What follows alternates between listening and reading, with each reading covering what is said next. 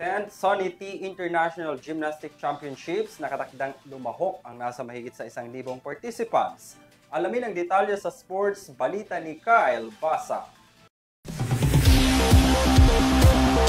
Dumako na tayo sa balitang sports. Ngayong Oktubre ay matutunghayan natin ang mga iba't ibang gymnast sa iba't ibang lugar sa Pilipinas at sa Asia ngayong ika-10 Sonny T Cup.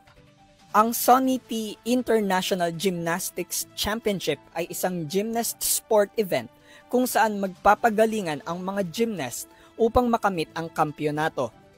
Humigit 870 participants ang sasali sa kompetisyon.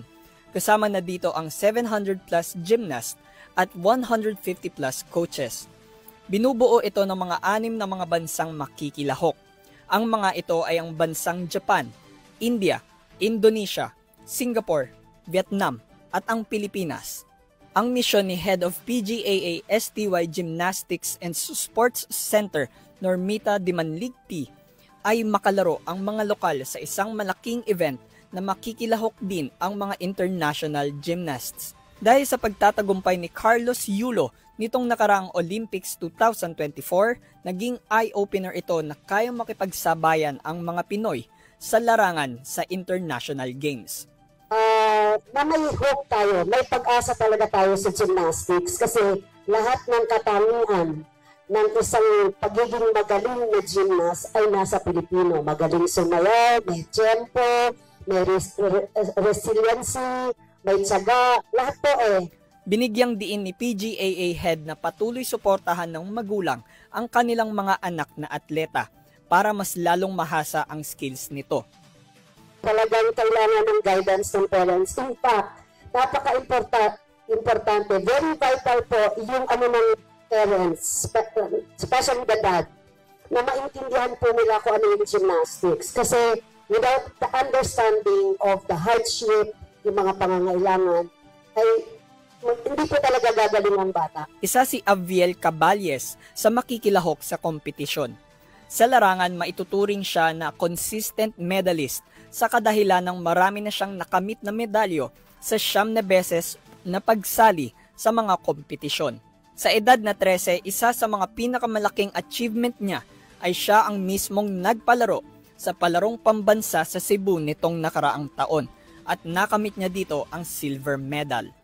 Noong Batang Pinoy 2024 ay nakamit din niya ang gold medal sa HP3 Women's Artistic Gymnastics at siya ang tinuturing na defending champion ngayong taon. Nagbigay ng mga saloobin si Aviel patungkol sa kung paano niya hinahandle ang pressure base sa kanyang experience bago lumaban. Alam nyo,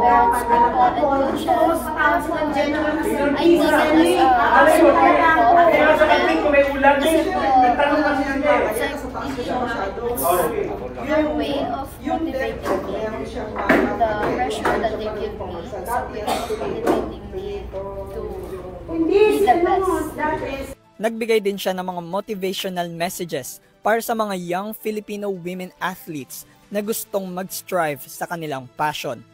Kasi halimbawa, Cebu. Trust yourself and your Siyempre, gymnast mo yan because they give you the motivation, the corrections, and they sabi nga ng like expert our namin, coaches pag and high our blood families sabihin, gives andito us yung the dapat power ang or ganito. the potential to be the champion, the defending champion. Gaganapin ang ika-10 Sonny T International Championships sa October 17 hanggang 19 sa Biñan, Laguna. Abangan ang mga susunod na balitang sports dito lamang yan sa EuroTV News. Ako muli si Kyle Basa. Balik sa inyo, Henry, Mia at Vanessa.